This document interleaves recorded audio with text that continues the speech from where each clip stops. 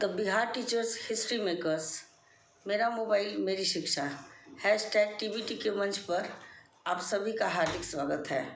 मैं Jyotsna Singh district waste Champaran से आज ब्लॉग प्रेरक प्रसंग के अंतर्गत एक नई शिक्षाप्रद कहानी सुनाऊंगी।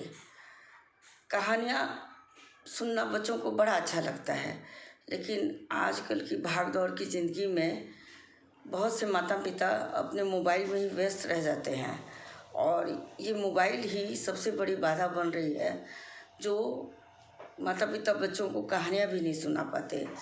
बच्चे अच्छी कहानियाँ सुनते हैं और समझते हैं तो यह उनके अंतर्मन को बहुत प्रभावित करता है। तो आइए आज हम एक ऐसी ही शिक्षाप्रद कहानी सुनाते हैं जिससे बच्चों का इन शिक्षाप्रद कहानियों से नैतिक उत्थान होगा। तो आज की कहानी का शुरुआत हम करते हैं। तो हेलो बच्चों, आज की कहानी का नाम है जादुई पेड़। तो आज हम इस जादुई पेड़ के बारे में सुनेंगे कि कैसे इस जादुई पेड़ से दो बच्चों के मन में परिवर्तन हो गया, कैसे उनके मन में सब परिवर्तन हुआ और उन्हें बहुत बड़ी सीख मिली। तो चलिए कहानी शुरू करते हैं। हेलो बच्चों, तो आज की कहानी का नाम है जादुई पेड़। कहीं पर जंगल के किनारे दो भाई रहा करते थे। दोनों भाई बड़े ही खुशी खुशी रहा करते थे। उनके माता पिता बचपन में ही गुजर गए थे, यानी उनके मम्मी पापा नहीं थे। तो दोनों बच्चे जंगल के किनारे रहा करते थे।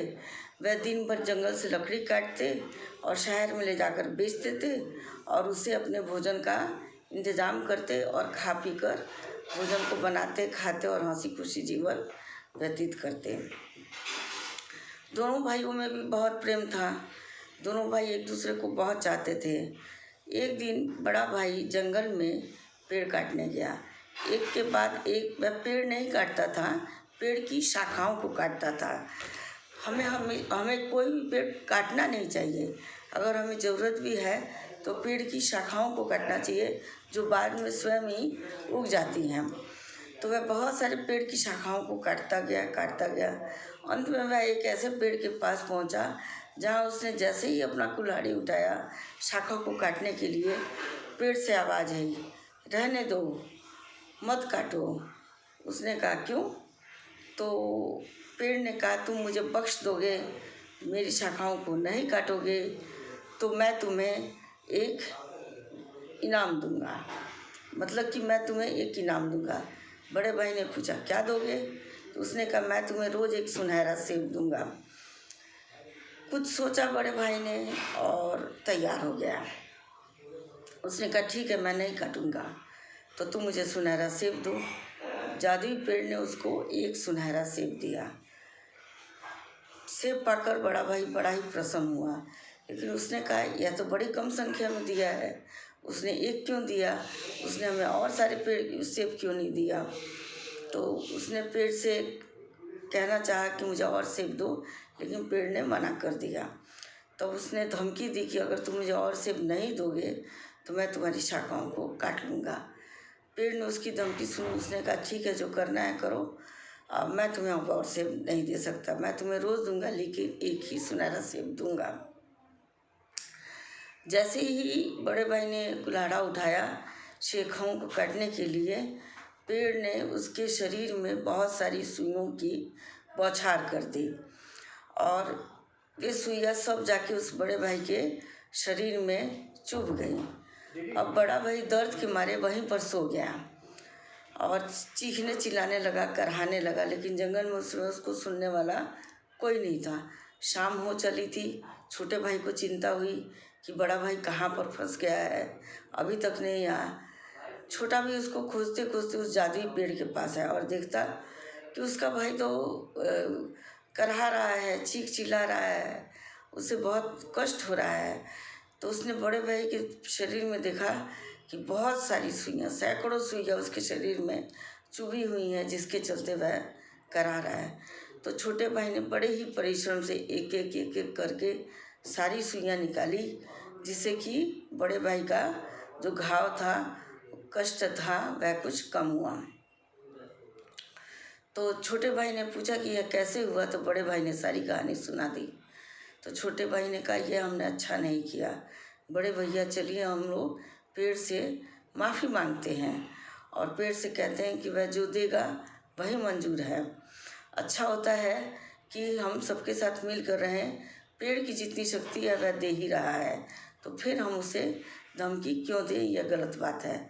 दोनों भाइयों ने पेड़ से क्षमा मांगी और कहा कि आपने जो दिया हमें वही मंजूर है और हम उतने में ही संतोष करते हैं। पेड़ बहुत खुश हुआ और उसने कहा तुमने मुझसे क्षमा भी मांगी और अपनी गलती का तुम्हें एहसास हुआ, इसीलिए मैं तुम्हें अब रोज़ एक नहीं 2 सुनहरे सेब दूंगा दोनों भाइयों को।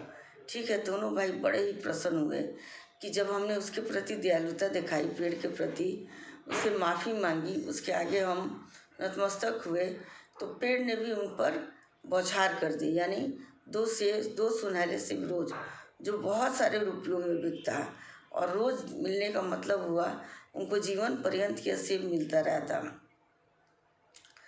तो इस तरह जादुई पेड़ ने उन लोगों को आशीर्वाद दिया कि मैं रोज़ 2 सुनहरे सेब दूंगा और दोनों भाई लकड़ियाँ और सेब लेकर खुशी खुशी अपने घर चले गए। बाद में उन्होंने उन सेबों को, एक ही सेब को बेचा तो उन्हें बहुत बहुत भारी दाम मिला। अब उनका जीवन और हंसी खुशी से व्यतीत होने लगा। तो बच्चों, कहानी यहीं ख़त्म होती है। तो इस कहानी से तुम्हें यही शिक्षा मिलती है कि तुम्हें हमेशा दूसरों के प्रति दयालुता भी दिखानी चाहिए, दूसरों के प्रति मित्रता दिखानी चाहिए। अगर हम मित्र भाव से और दयालु भाव से किसी के साथ रहते हैं तो उसके पास भी जो होगा वह तुम्हें ज़रूर देगा और उसकी भी जितनी सामर्थ्य होगी वह तुम्हारी सहायता करेगा। तो आगे से बच्चों जीवन में अपने दोस्तों के साथ, माता पिता के साथ, अपने अड़ोसी पड़ोसी लोगों के साथ मित्रवत व्यवहार करना चाहिए, जिससे कि तुम सभी को उसका लाभ मिल सके। तो ठीक है बच्चे, अगले वीडियो में हम फिर एक नई कहानी के साथ मिलेंगे। तब तक के लिए बाय बाय।